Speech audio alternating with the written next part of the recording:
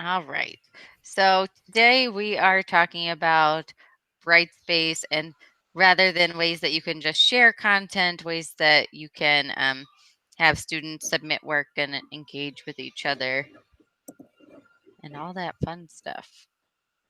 I know we had lots of questions about it last week, so we'll see how this week goes.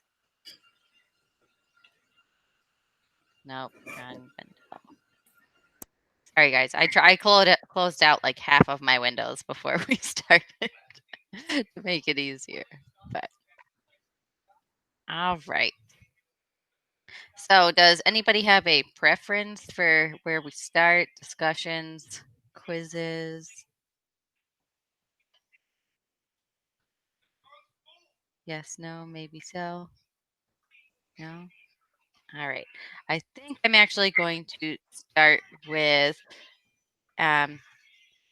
making groups for your class. I didn't even offer that one up there, but I think I'm going to start with that because I know we've had some interest in making groups. And one of the cool things here when you make groups is that as you're making the group, you can also check a box to set up forums for that group, at least like one forum. Or if you're using it for a project, you can check off a box to say add assignment for these groups. And there's also, hold on, Joshua, stop that. No, you could have that one. Sorry, guys. Because, you know, I don't put things away. I have Christmas popper things. I gave you one. These are going to be fun recordings for everybody to watch later on. Anyways, so, but yes, you make a group and then there's boxes that you can check to make a forum that's associated with those groups. And you can make a an assignment associated with those groups. So you can give them the assignment where the group can submit and forums where their group can discuss and work all at the same time, which I think is super cool. And you can set up individual groups for like private journaling. All right. So when you are on your course page, and we go to course tools, if you find all course tools, so you might have a drop down that says all course tools and you click on it. Otherwise, it'll bring up a pop-up screen.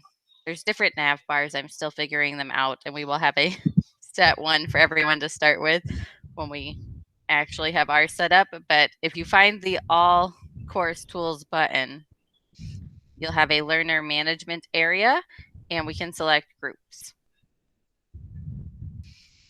So I set up a couple groups just so we could see how they look, but it says discussion groups, and I set this example up as instructor selects. So as the instructor, you could actually go in and enroll users. And so some of you may notice my class is now on your Brightspace because I added you, so I would have users for this sample. But you could say like, this person's going to be in this group, and then you'll see you get like a lifetime total at the top. So if you're just trying to pick people you think might go well together, you'll also be able to make sure that your groups are remaining balanced. Anyways, I'm going to go back here. All right. So the first thing that you'll do when you want to create groups is you can select new category. So for those of you who have used Moodle's groups, the category is the same as groupings. But so I'm going to say that this is team project math is awesome. And you can give a description for the group here if you want to, or additional information about the groups, anything you'd like to share with them. The nice thing is you still have all the fun features that we have in all of our other window boxes. So the quick link, if you wanted to link it to an assignment or a resource, or like since this one I'm going to sample with group projects, you could actually link it If you have like another area where you describe what different roles in the group should be, all of that fun stuff. But down below we have enrollment type. So there's lots of different options here that you can choose. So number of groups, no auto enrollments, means that it doesn't automatically put students into group. That's how you would do one where you want to put the students into groups. These next two, groups of numbers or number of groups, are auto enrollment. So if you could say groups of number, you would say I want 5 people in each group, and it will automatically divvy up your students. Number of groups, obviously you could say I want to have 7 groups, and it will automatically split your students into 7 groups depending on if your needs are how many groups or by person. Another one that's kind of cool here is self-enrollment. So you still have those same options, but you can do self-enrollment where the students have to pick a group to go into, and you can even set it up so that way there's a limit to how many people sign up for groups. But are there any questions so far? So right now I'm just going to do an auto enrollment one. So I'm going to put everybody into groups of 3. So Kat, I do have a question. Yes. My question is, so the students are automatically listed when you go into your course so that you can then work with which ones you choose? So all of your students will, yes, automatically be listed in your course. So you can either choose here, these ones that just have like nothing after them, it will automatically put them into all groups. Or the self-enrollment options let the students pick which group they want to be in. Yeah, that's fine. I just wanted to know if their names would be in there automatically. On this, will be, not on this page, but yes, all of your students will be automatically populated into your classes. Yes. Dancing to Hercules in the background, guys. And then this last one down here is single user member specific groups. It's the fancy way to say a private discussion forum. So you can set it up so just you and the students see it when that's one that you would use for setting up like journaling or a private reflection spot. So for right now, I'm going to do, like I said, groups of number 3.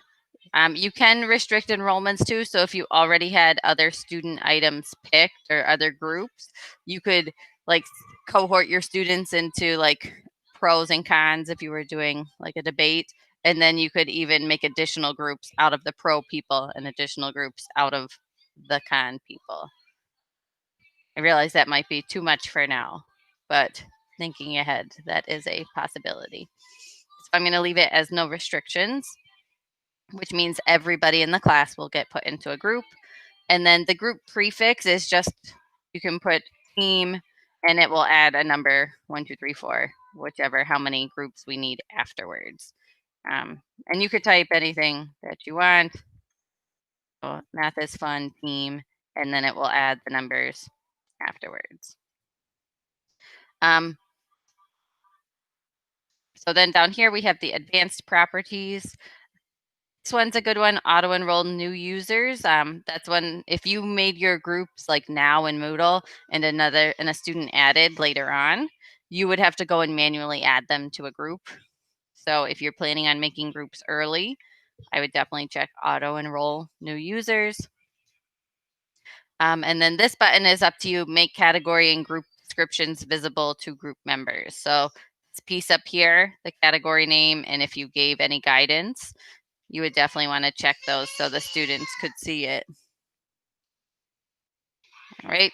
And then down here, this additional options is the super cool area I was telling you about, where you can set up items for your students to work on in these groups. So if this was a team project that was going on throughout the semester, I might give them a discussion area to talk about. And you'll see there's a couple different ways that You could do it so if you have forum set up, it'll give you the option to pick automatically. If you don't have forum set up, it'll just say new forum, and you could click on it and say that you have to name a new forum. You could say like this is the forum for discussions or for group projects or whatnot. Lockers is some sort of file sharing mechanism for them. I don't know enough about it yet to tell you whether we should or should not use it. So at this point, I'm leaving that one unchecked. And then set up assignments. If you wanted to set up an assignment for this group to work on as part of it, you can check that here and say what type of assignment, if they're doing it in person or a text file, or if they're actually making a file to submit to you. So right along with your group, which I think is super exciting. Did I hear a chat notification, or is it just me? Yeah, there was one. Oh, rendezvous point. That's just what I named my forum topic. Like I've been trying to come up with fun names for them. Like in the OPI, it's the gathering place. So I've just been testing them out and putting them in randomly. So right now that's what I put down for random forums where you come to get together and socialize. But then you can go ahead and hit save, and it'll give you some options for the things that you check. So this is for the forum topic. So you could do one topic by group or create one topic with threads separated by group. It's up to you. One topic per group means that when you click on whatever your forum topic is, it'll say like team 1, team 2, team 3, team 4, team 5. Or one topic with threads separated by group. So it'll just be one, and then all the students will be in there, but they'll only be able to see their team members.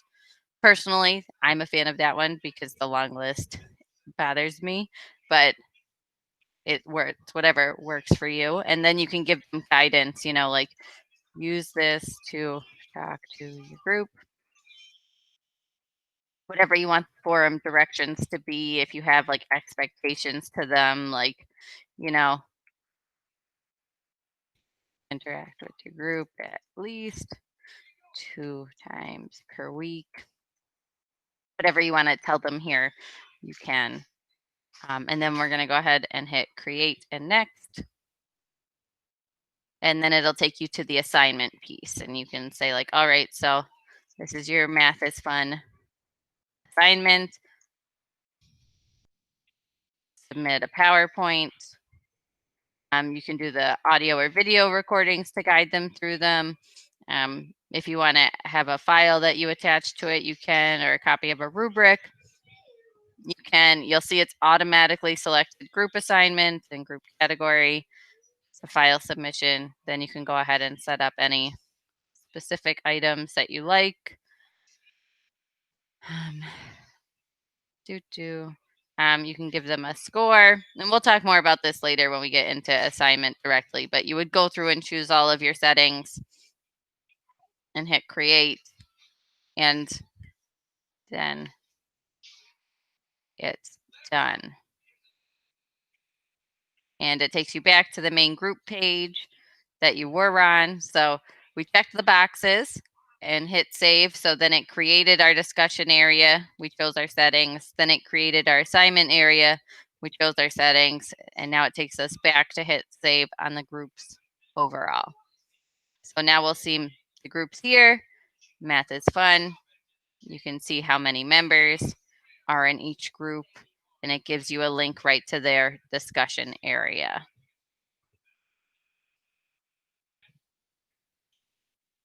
Any questions on those groups per se?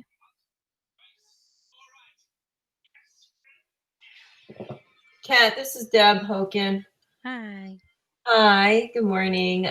So after you set that group up and you had those links to where their discussion was, so do you have to come back to this page to see that information, or is there up there? Okay. Yeah, so you can go right to the discussion page, and it put it because I said to put it in the rendezvous point area. Okay. So here is that. And then it topic. would all be there. Okay. Yep, it would all be here. And then you have the filter. So since I chose to do one section for all of them, I have the filter by groups button. So I can choose which group I want to look at. Versus if you did separate groups, it would say like, you know, team 1, team 2, team 3, and I give see. them all listed out on that previous page. Okay, good. And like in Moodle, so for me, when I set up a discussion and I want students again to respond or to 2 or more posts, you know, give them points for their participation in the discussion. Is there a way to do that in here? Will you get to that? Yeah, we'll get to that. Okay, perfect. Thanks. Yes. Now we're going to dive into both of them separately, but I'm really excited about that groups feature. So that's where I started. Real quick, if we switch over, so one of the things about if you let the students choose a group is the easiest way to get them to choose a group is to customize your nav bar, which everybody can do at this point. So like if you are looking up here and you're like, my class doesn't have quizzes, I don't need a quiz button. When you hover over, you'll see these 3 dots. You can click on it and click edit as we did here. And you can say my class doesn't have quizzes, so I can get rid of the quiz tool. If you're going to give students the choice of choosing groups, you'll want to add groups. I'm actually just gonna and choose groups provides access to the groups tool and hit save and close. All right.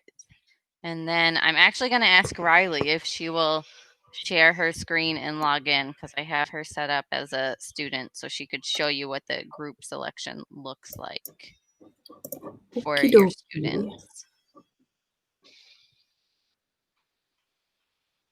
Okay.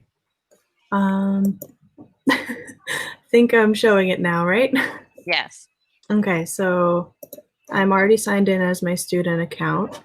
And now I'm in Math 155. So I see the groups link. I click on that, right, Kat? Yeah. Okay. Yeah, by the way, so Riley has had no pre-look at this. I did it last night.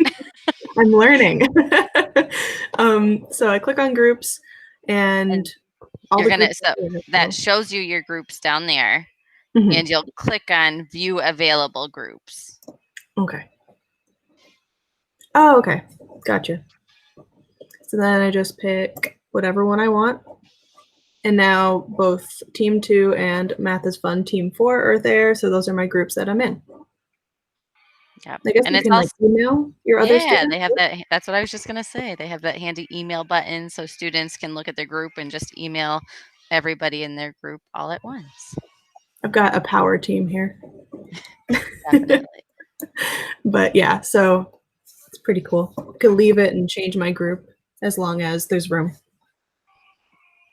So Yeah, so it makes it easy for the students, and I know especially in I don't know how many in our undergraduate. I want to say I know in our graduate courses we tend to let them pick their groups more. In my undergrad, I don't let them because they're already nervous enough about math as it is.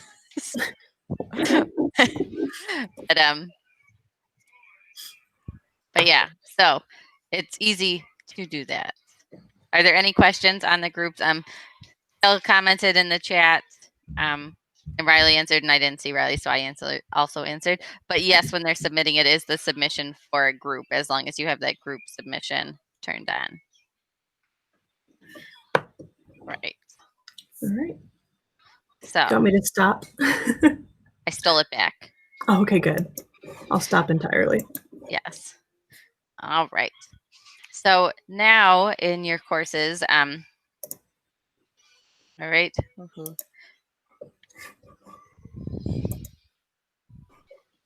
So at this point, depending on your course, and part of this is honestly our lack of experience at this point, I don't know if it's better to create your discussion from here on the discussion page, or from your content page. Right now, I'm going from content because then it definitely shows up. I think on I this remember page. in the trainings that they said you get more options when you do it from the native tool, but you can still do it through content. It's just that you get more options if you do it through discussions or assignments.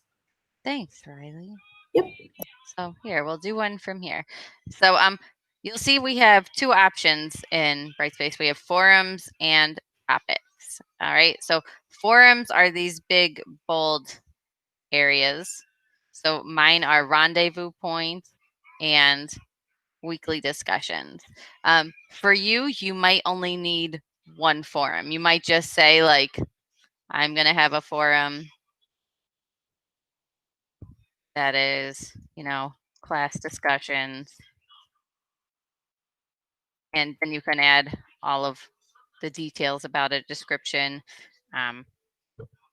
But you can set up topics by forum here.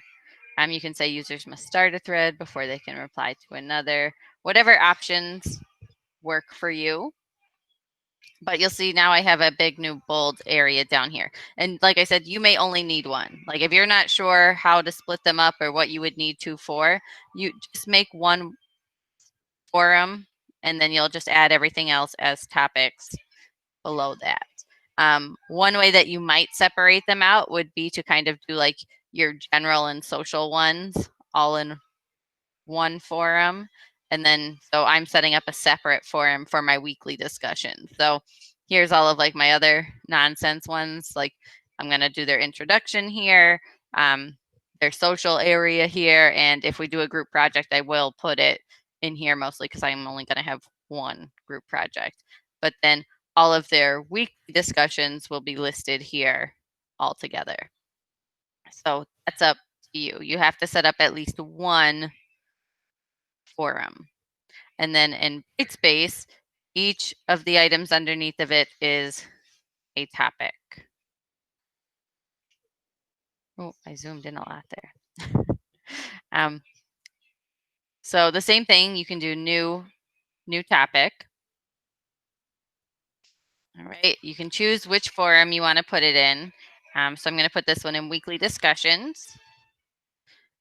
You can choose open.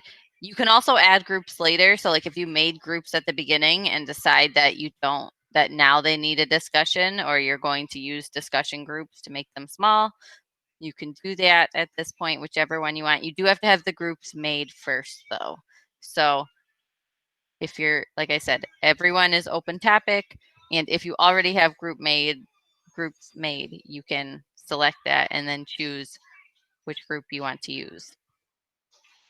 Or if you did like groups for a project and then decide later they need it, you could add discussions for them then. So I have mine set up with discussion groups. This is going to be my week 2 forum. You can give them all of the guidance. Here you can add, your videos. You can do all that fun stuff that you do anytime in this text bar editor area. And then you have your options that you can choose. So if you wanted to do anonymous, you could. You could do a moderator. If you're going to do anonymous postings, I would definitely recommend the moderator thread depending on your topic. And then users must start a thread before they can reply to anyone else. So you can choose that. And then down here we have this rate posts. So you can do none. You can let them 1 to 5 star each other. There's an up-down rating scheme. So if they like it, they could upvote it. If they don't like it, they could downvote it. Or, you could have them ask like a controversial question or like a true false, and students, rather than actually typing replies, could just upvote, downvote and say like up is I agree, down is I disagree, up is true, down is false. You could do lots of fun things with that. And then the other one is just upvote only. So if you wanted to kind of equate that to like giving likes on Facebook, personally, I think it's an interesting way to get students kind of more engaged with each other on like a light level, because they might not necessarily want to reply to everyone, but they might read one and say, I like that, or I like it, but I don't know what to say back. So they could always just hit the upvote button and when I'm in online classes, I've always liked that because I'm like, look, people like my stuff. Is there an option that is under options? Is there a default? No. So Right you have now to it's, pick something. well, you can leave them all off. You do not have to pick anything. So if you anybody don't- can write then. Yes. Okay.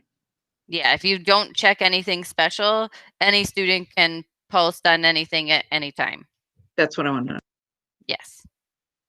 And then you can hit save and close. If you were setting up multiple ones, you could hit save and new. So like if I was going to do week 3 right now also, I would just hit save and new and do the exact same thing. And I could go through and just continually set them all up, which is a nice time saver. But so now you can see it here, group section restrictions. I think I forgot a tab, maybe. So here, I'm going to do another one. I did forget a tab. I forgot all the extra things across the top, guys. So next up, we have restrictions. Oh, I didn't select the forum. All right, we'll put this one in rendezvous. Fun times. But before you save and close at the bottom, you can move over to restrictions. And if you wanted to set up start and end dates, you can. You can choose to display them in the calendar if you want to. You can unlock a topic for a specific date range. If you want to say that's the only time they can write in it and different things. Lock means that people can see it, but they can't post or add anything new to it. And release conditions. So if you wanted to say, you know, you have to complete this quiz before you post, you can do that.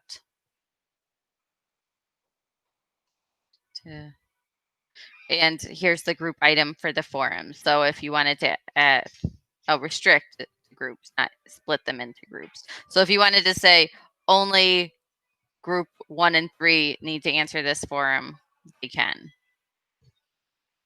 And then here's the part Deb was asking about is assessment.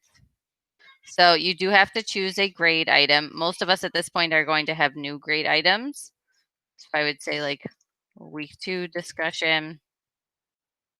If your grade book's set up, you'll have categories here. Otherwise, you won't have categories yet, but I'm going to put it in my discussions and participation, say how many points I want it to be. You can choose if it can go over 100. You can choose if it's a bonus point item. You can choose how you want it to show grade students. All of those fun items. So here's the week 2 discussion, 10 points, and then you can add a rubric. So if you have rubrics already built in, they will show up here and you can click one and add selected. The other item is create rubric in new window. So you'll see it gives me a new tab and I could say discussion rubric. There's an easy button if you don't like it to go 4, 3, 2, 1. You could switch it to go 1, 2, 3, 4 if you want it to go up. A couple different ways that they have. You could do points, custom points, and you'll just click on whichever box that you want to add, and you could say quantity, quality, whatever your items are going to be. You can add extra items. And each submission is assigned a level of achievement based on its overall rubric score. So you can kind of customize your point values here and say, so right now we have 12 points total. So maybe I'm going to say they're going to get a level 4 if they get a 10, 11, or 12, and a level 3 if they get a 7.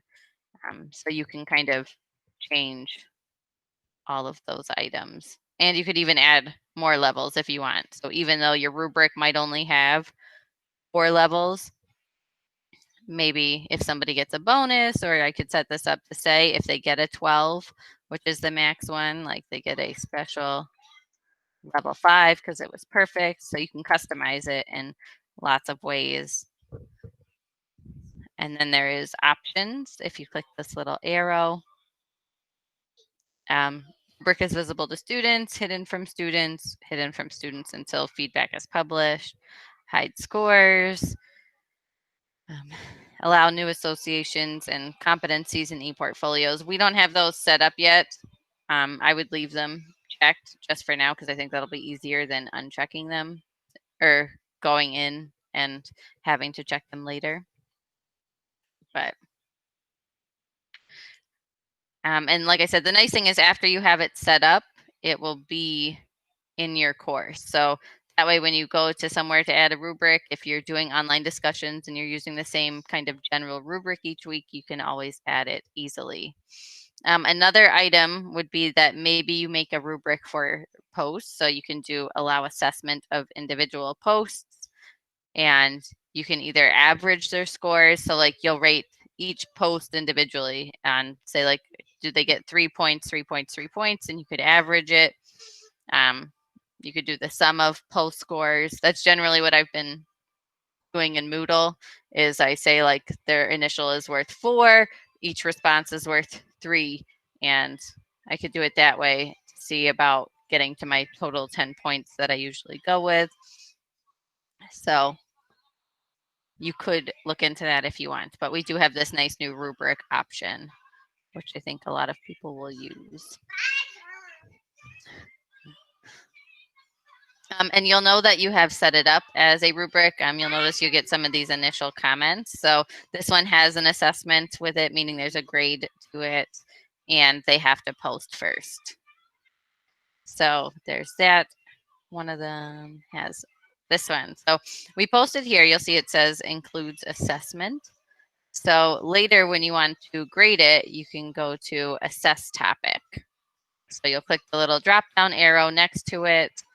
And you can click assess topic. And you can choose if you want to go by user or different things, but we can scroll down and you could pick on somebody to answer. Let's see. So right now I'm going to go to silly student and look at that topic score. And the nice thing is that you could go through and like still click everything that they have on their rubric. It auto calculates the score for you live as you're going through. You can even say like maybe something happened and I'm going to give them the level 3 here as their overall score, but you can also update their points to match it for whatever reason. You can provide additional feedback, and down at the bottom, you'll be able to see all of their posts that they made. So posts and replies. And when you click on them, they'll open in a new page so you could check them all out. If you don't see all of their posts, or if you think some things are missing, one little note I would make is that sometimes it's just zoomed in too much. And if you hit Control minus, you'll be able to see everything at the bottom. And you should always be able to see this, how many per page at the bottom. If you don't see that, you might be missing some of your students' posts. But you can see this nice summary here. I can see this one post and how many upvotes it got. And there's also a clear override button. So if you decide you want to go back to whatever it was originally, you can easily do that here. And you can see they have one thread and one reply. So a thread in Brightspace is our initial posting. You have to go get the remote. I don't know. Are there any questions? There are lots in here.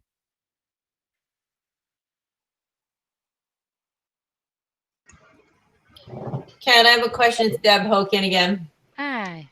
Hello. So you as a course instructor are creating all the rubrics, correct? There's none that are preloaded in there, right? I don't think so as of yet. So one of the big things that I'm excited to as we get more people on and as we get set up is the learning repository. So because the learning repository will be a space, like we'll probably have like a campus-wide one that people can share things that are kind of non-content specific. Like for me, my online discussion rubric is not content specific because it's like, did you fully answer the prompt? Did you drive the discussion? Did you cite if necessary? So like things that we can put in there for everybody to use, or you'd be able to get something out of the learning repository. And we can do them by subject. We could do them by program, by department, all sorts of things that eventually you could, but right now there is nothing. Right. So in the repository then, okay, let's just say we have, a science department, repository. So I can go into the science department, look through the rubrics and say, oh, this one, would fit my class. And then I could just adopt that one. Yes. Okay, cool. That's great. Thank you. Yeah. Yep. And it'll be with like anything. The remote's on the table. Sorry, guys. But it'll be like you can do it with content pieces. You can do it with whole modules. You can do it with assignments, quizzes, all the things. Another thing that's nice that we have now is when you click on any of your threads or your topics. So we have big text is a forum. This blue text is a topic. And then the students are making threads and posts. So threads are initial items and posts are replies to those items. But when you click drop down on a topic, you will have view topic statistics. And if you click on that, you get an overview of everything for that topic. But when you scroll down, you can see all of your students, how many of their initial posts, their threads, how many replies they made, how many posts they've read, if they've scored, and how many upratings, all in one nice place. Will it show you how many times you've responded to a thread? I don't think so because this one just is students. It doesn't have a faculty list in here. So we'd have to investigate that more.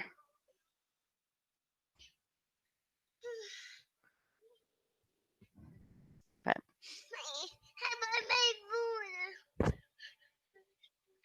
any other questions on our forums?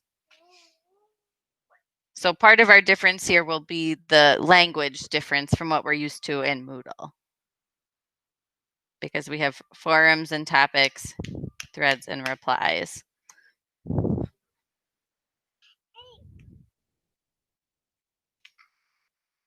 Can you just, in a nutshell, explain one more time? I'm sorry. What is really the difference between a forum and a topic? I mean, to me, they just look like somewhat the same.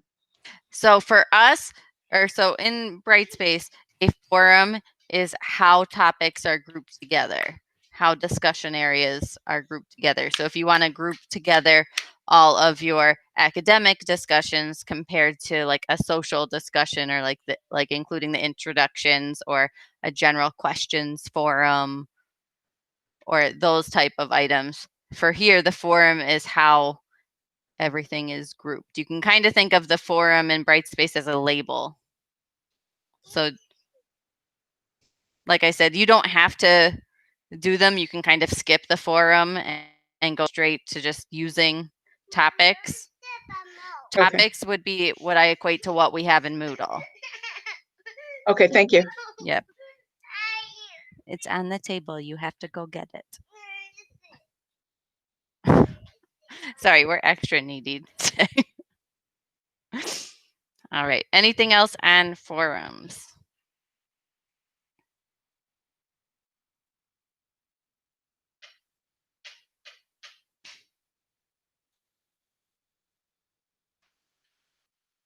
All right. Next up, we're going to do quizzes, but I took it away from my navbar, so I'm I'm going to put it back real quick.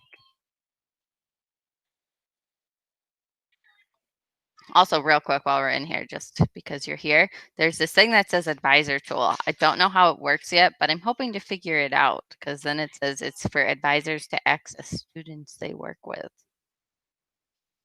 So I have high hopes to figure that out for us. But here, let me save it. Oh, I still didn't do it. That's all right. All right. So if you can't find anything on the nav bar, once again, remember, you can always go to course tools. And if you don't see it there, you can do all course tools. So down here in the assessment area, we have quizzes, and that's where I am going to go. You will see a list of your quizzes here. After you have them, you can see if they're visible to students or not based on whether they have the crossed out I. And then a little icon like this is a kind of like the release conditions. There it is. I was going to say prerequisites. It makes sure that they have done other things before they take the quiz. So one option that you can do is do a new quiz. You can name it.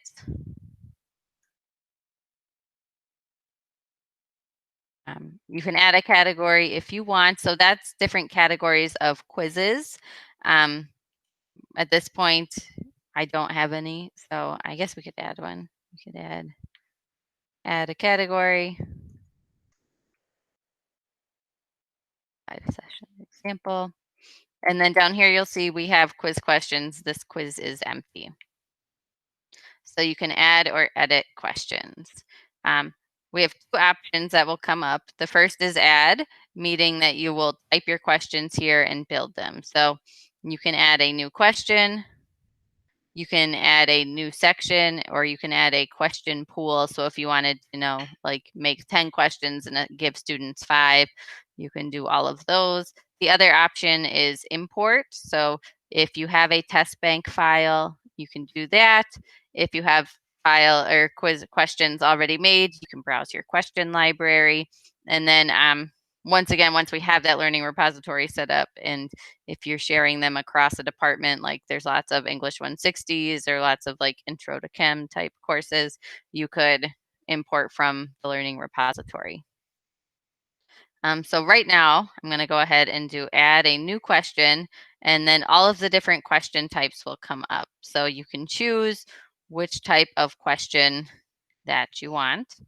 Let's go ahead and choose multi-select. All right, so if you want to give it a title, you can. I'm going to say first question. Put on a show for your brother, please.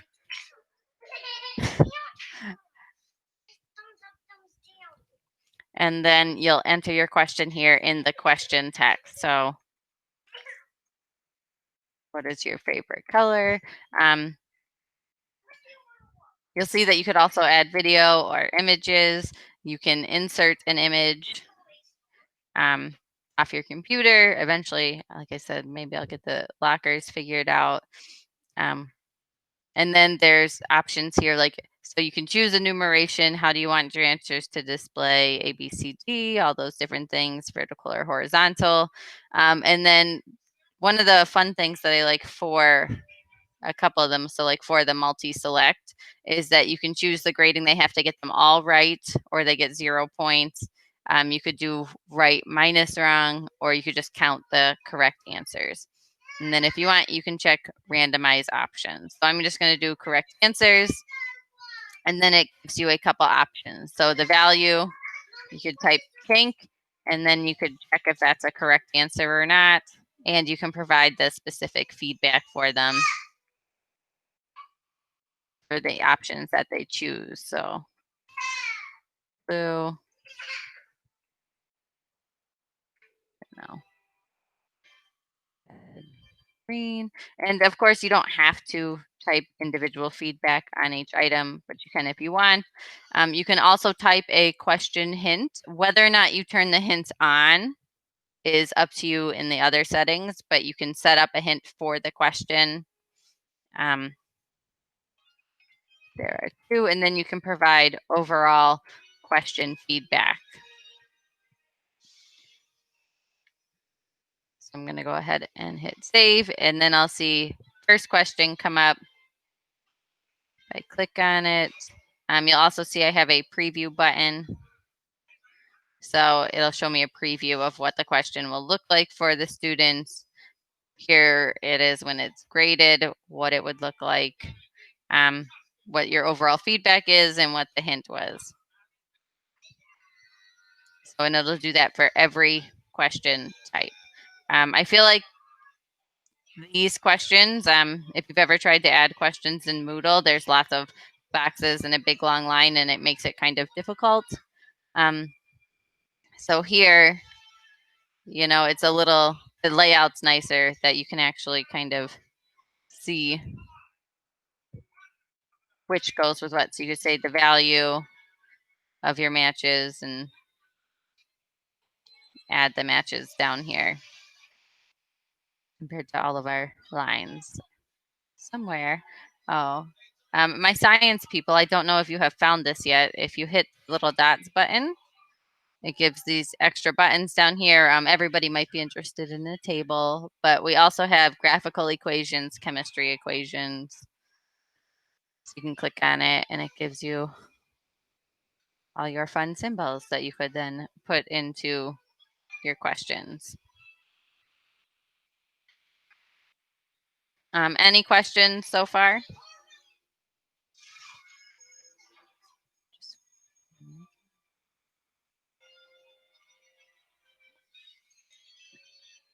All right.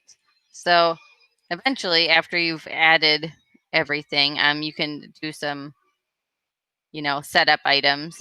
Quiz questions per page. You can say I want to do 1 per page. Prevent moving backwards and forwards through the pages. So if you've ever done the quizzes, we basically have all of those detailed items that you'd want to choose. You can set up restrictions and say, right now it's hidden, so you can choose to unhide it. The due date, availability, different things, those release conditions again. So pretty much, some of you I know set passwords, maybe not here, but I do know people who set passwords. So that's an item that we still have here. Here's the time limit. I like this. You can give them a recommended time limit.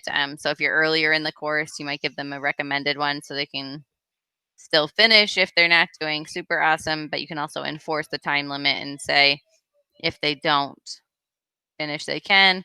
There's also a grace period. You can prevent them from making further changes. You can allow them to work on it, but automatically score as a 0 after an extended deadline. Different things. And then special access. This is the section where you would give them users special access to this quiz for like extended time for accessibility and accommodations. On the assessment side, you can choose how you want the grade to go in displays. Allow attempt to be set as graded immediately upon completion. You can add it to the grade where you want it to be in the grade book. Maybe.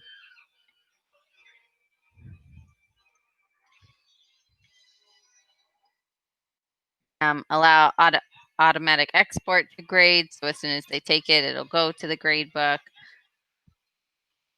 You can change how your students see it a little bit based on what you have set up for your course. If you wanted to change it for just this one, you could. You can set a passing grade. If you're going to use completion activities or have them do repeats, that would be a good way to go. And then once again, how many attempts? Like I said, all of the fun things that we have before. Eventually, we're talking about setting up learning objectives. We have to investigate that more, but that is an option that we could do. And then submission views. So the following is the submission view that will be released to users, and you could add additional items to that. So default view, they can see it immediately. Don't show them the questions, don't show them statistics, but you could change that a little and say special view, and you could kind of give them a view at a certain date, limit the amount of time for which it's available after the quiz is submitted.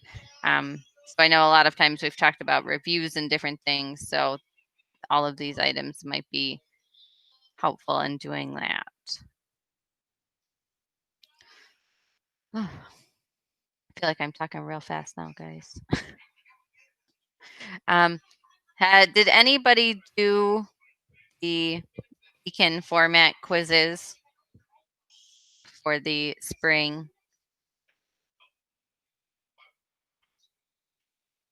All right, Lisa, you raised your hand. So Aiken format was what allowed you to kind of type it in a special blank document, and then you could upload that and create all of your questions at once.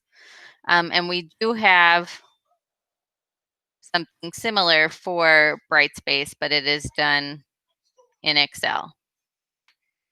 So that would be the file that I share. Oh, there's also report setup. So if you want to add a report, then you could name it and see what's all in it. You could get details. You could make a question details report, a user statistics report, all sorts of different things. And you could say who's able to see it.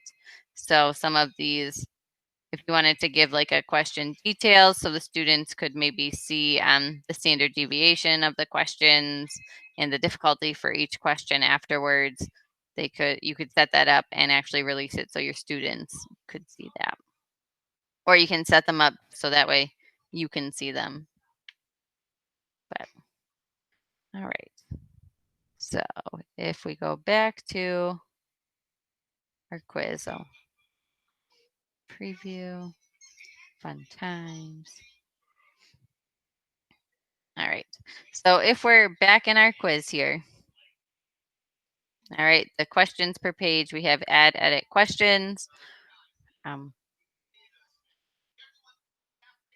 This import option gives us upload a file. So if you already have a test bank file, you could do that. The other option is a CSV file, which is, you know, a fancy way to say a one-sheet Excel file. So these ones, it kind of gives you a question type. So it has lots of examples here. You wouldn't have to fill everything in, but I did send it to you. So there's a written response question type. It tells you what it's for and then shows you the example. So you could just copy and paste it and then add in your items. So I did put some comments on here to kind of help guide you on what the items are, and all of the yellow items are required pieces. So here's like if you had a matching question, it says this is a matching question type. I would choose this question, right? I would copy it. So you could right click and hit copy. And then I'd open up a new sheet and I would paste it in. Sorry, I don't have actual Excel because I use free Office, but you can see all of the items. So it's started out as this is the question text for M1. So you could enter your matching directions, whatever they are. You could say how many points you want that problem to be. If you want to enter the difficulty, you can. If you don't use it, you could leave it blank. It's not required. Don't have images. And then you can enter your scoring method here. You'll see this little red arrow. There's the other choices for scoring. So everything is equally weighted. You could do all or nothing or the right minus wrong. And I think in the PA program, all or nothing was a big thing last semester. So I'm going to change mine to all or nothing. And then here's the choices. So it's choice 1, 2, 3. And then I would say for choice 1, you could say whatever your term is. Choice 2, whatever the term is.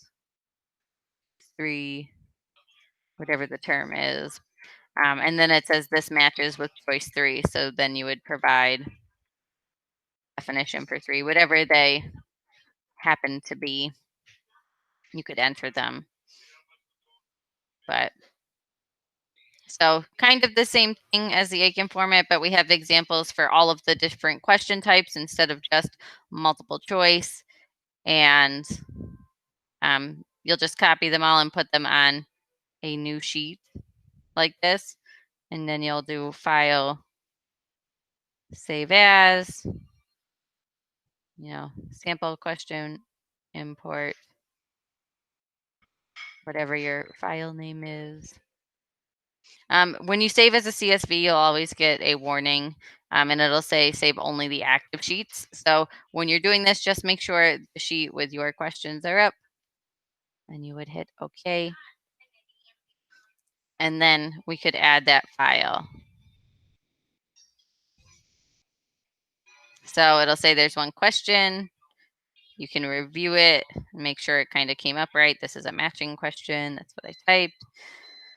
Import it, and now it'll be here in the class course for you, and you can check on it. And if you wanted to edit it, or you can see the grading did come up as all or nothing that I had selected there. You can double check it. You can always hit the preview button and double check them. It'll show you the graded view as well, and any comments or feedback. So that's that. Any questions? Leah asked one in the chat. She said, are we able to access the course shell you've created? Sometimes it's helpful to see what others have done when creating their own elements. I will show it to you, but in all honesty, it has really just become a nonsense space because I haven't had enough time. So like I started out trying to make my stuff here, and like I added things for the to-do list, but then there's just other stuff in here. Everyone should have access to the course outlines to get started course, which shows a course that Brightspace basically made and I uploaded, so that way you can see different ways that they've outlined materials. So I'm going to go to using outlines, and you can kind of see here's how they set up their introduction, and then here's a couple pages that they made of information that you could click and go through and see how they set it up with the different, like this is a HTML one. And don't forget that, you can always go through and view as a student first, so you can see what areas you like. And then if you get to a page that you like, then you could go back to your regular view and say, oh, how do I make mine look like this? So here's a note for students. How does this outline work? But you could find the piece you like first. There's actually some other courses in here that I could add people to that it came with. So like ABCs of assessment, accessibility, active learning, a whole bunch of different ones. Maybe they're all MLs.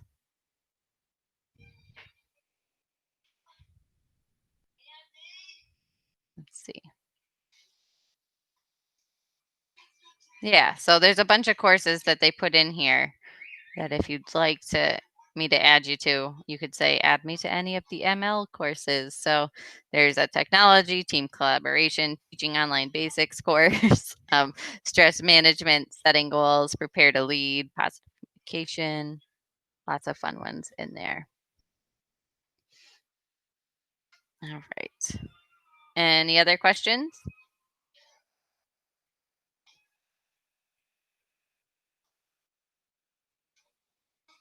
All right. Well, let me get back to my course here, guys.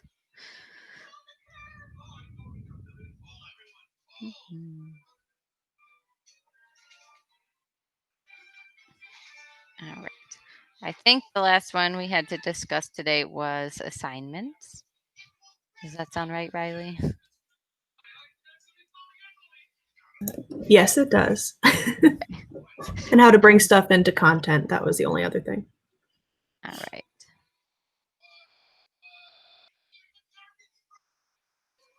All right.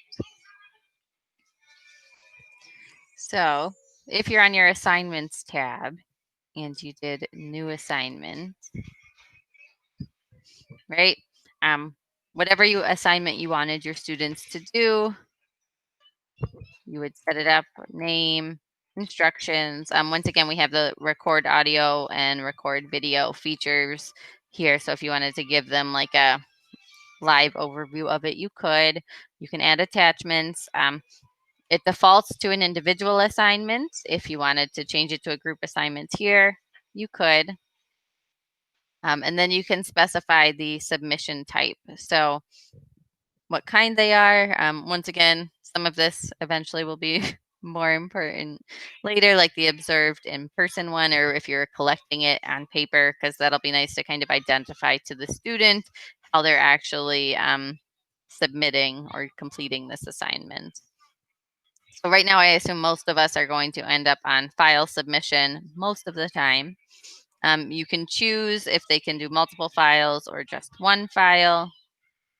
And then you can choose what to do with submissions. So if you give them unlimited, all submissions are kept, only the most recent, or only one submission is allowed. So if I'm going to do, they could do unlimited files and they can only submit one time. The notification email, anytime that you see that, it says get an email every time a student submits something. So I don't think we need that. Most of the time, unless it's something that you have like out throughout the whole semester and you want to know if anybody submits early so you could grade it early. But if most students are submitting all at once, you may not want to do that. We have the evaluation and feedback. So you can set it up and say it's 100 points. You can select where you want it to be graded. Say it's a new grade item.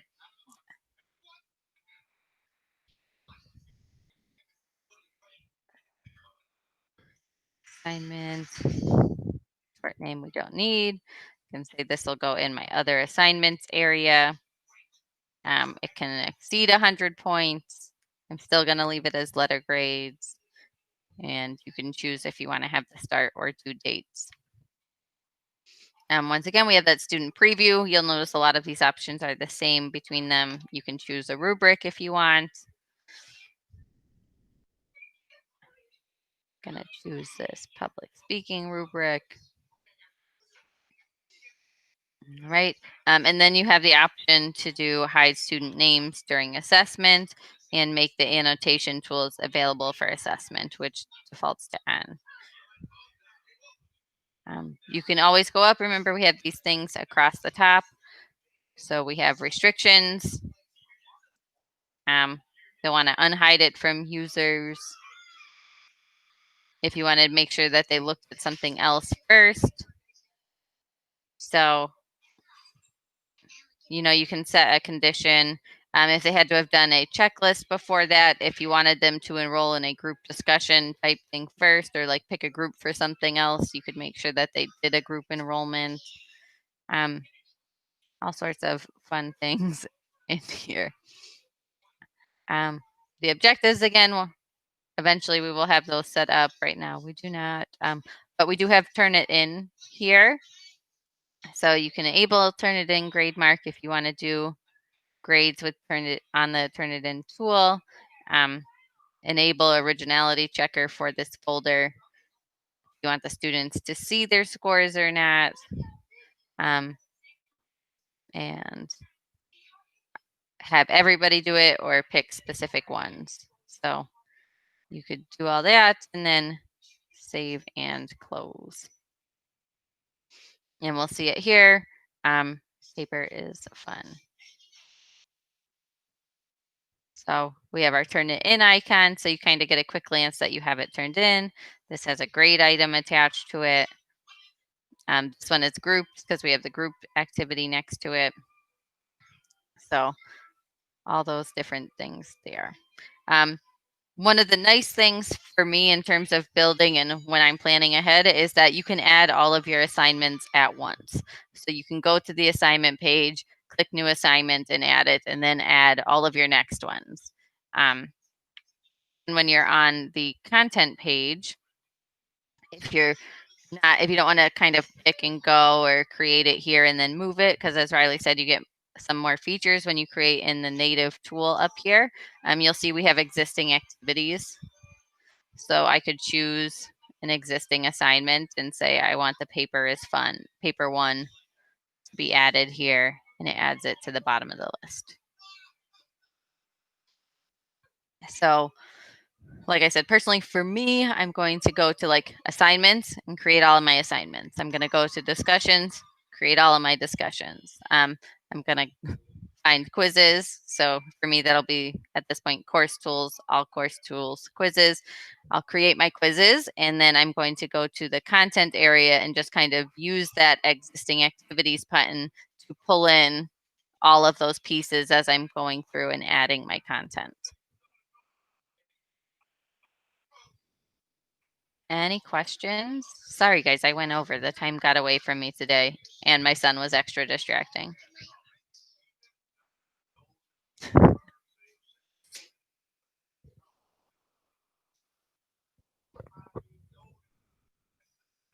Oh, I can't find you. Oh, here you are.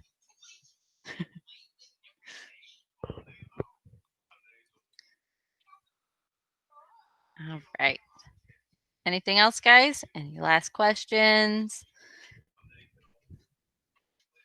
No. Right. Definitely some playing, and I updated everybody's toolbar, I think. So your toolbar should now say, like if it didn't say discussions and all of that before, it should. And I'm going to add quizzes back to it for everybody because well, maybe it's still there. I think I just edited mine in that instance.